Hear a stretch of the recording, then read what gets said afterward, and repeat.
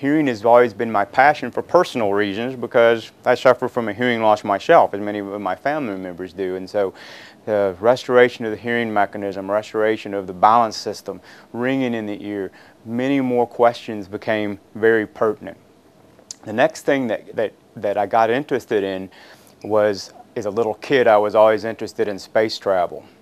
And when we studied space travel, we found that many of the astronauts, when they went up in the space shuttle, had problems with concentration. They got sick to the stomach called space motion sickness, but they also had difficulties in concentration. They called it space stupids. And the question was, is there something about zero gravity? Was it something about the ear? Was it something about bone loss? What was going on? And so that was the first time I started really going away from the ear and the ear bones and start thinking about what happens after that. What happens after the sound hits the ear and it goes into the brain and the brain hears it.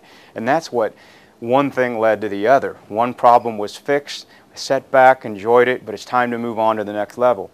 So most of our research was involved in trying to develop medicines that would help with space motion sickness without suppressing cognitive function, calculations, short-term memory, long-term memory. And I got really interested in how the brain worked. And we came up with some interesting stuff. We came up with a good drug countermeasure. They use that now on the space shuttle. The next step will be to talk about perhaps going to Mars or going back to the moon, where this will be very pertinent. We can use these medicines to help take care of space motion sickness so the astronauts can do their job very quickly and very effectively. But that led to the next question, because many of my patients here on Earth complained of concentration deficits and problems with cognition, with simple problems like with their balance and with certain conditions such as ringing in the ear. And that made me ask the question, could it be the same thing that the astronauts experience? Could we use the same test to try to understand that? And so that's what led to the research in ringing in the ear. I've always disliked seeing patients in the clinic with ringing in the ear, and that's because it's very, very common. Probably 25 million people in the United States complain of it, and there's absolutely no treatment for it. But it's pretty obvious that we were barking up the wrong tree. We were focusing on the ear, but even if you cut the nerve to the ear in somebody who's deaf, the ringing persists. So it's only in the last few years we started to ask the question, maybe it's the brain. And that's what led us into our research now in using looking at different treatments for tinnitus, understanding ringing again, because so many people are bothered by it. And quite frankly, it's usually probably once or twice a year I have a patient who commits suicide because of the constant ringing in their ear drives them crazy. So it's an extremely pertinent problem, extremely complex. And when I see a patient in clinic, I'm frustrated because they've been to multiple doctors and I say, there's nothing I can do differently. Well, it's changing a little bit. With my work with Dr. Minnemeyer, who specializes in transcranial magnetic stimulation, our first question was, where in the brain is tinnitus being perceived? If I say it's not in the ear, I mean, there's no question that it starts by injury in the ear, but it's perceived and propagated by the brain. Can we use some of these tests that we assess the NASA patients or astronauts with to try to determine where in the brain the deficit is? We got some ideas that tinnitus was affecting cortical attention. We finally got some objective evidence that it was in the brain.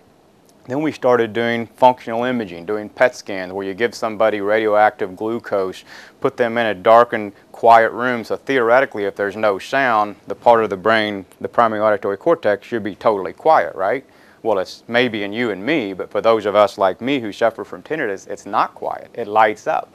So we're able to focus where in the brain this is in the tinnitus patient. And that was interesting. Now we know where it is. Now we have an idea what's causing it. The next question is, what can we do about it? And that's where Dr. Minnemeyer in his leadership in the transcranial magnetic stimulation lab is really taking it to the next level, because what we can do now is that we can use a strong magnet and we can actually modulate brain activity for a couple centimeters deep, and we can actually do it short term or with repetitive stimulation. We can actually think we can create some long-term changes in how the cells interact. So if we can find the area in the brain where the tinnitus is propagated or perceived, why can't we target that area and get rid of it? So what we're doing is we couple this strong magnet to something called a computer directional neuronavigation device, so we can actually put this magnet and precisely target specific areas. And we found in our preliminary work that we can probably get 50% of people some improvement in their tinnitus perception. This is a big deal because, remember, there's no treatment for this condition.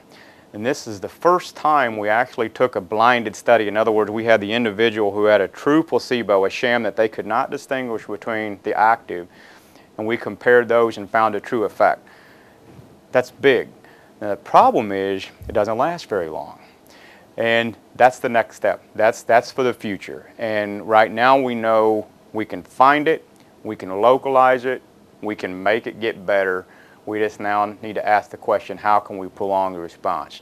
And that's going to be the next step in our research, and it's significant. We've drawn a lot of attention. There's basically about 4 centers in the world, and what's nice about this, it says good things about the research community. There's 3 in Germany, and 2 in Germany, 1 in Belgium, and 2 in US. We're first name basis with everybody. I meet them regularly. We compete, sure we do, but all of us have the same common. The goal is to help these patients. And so we share information, we review each other's papers, and I think, you know, it's very exciting for UAMS in Arkansas to be considered amongst the experts in this field now.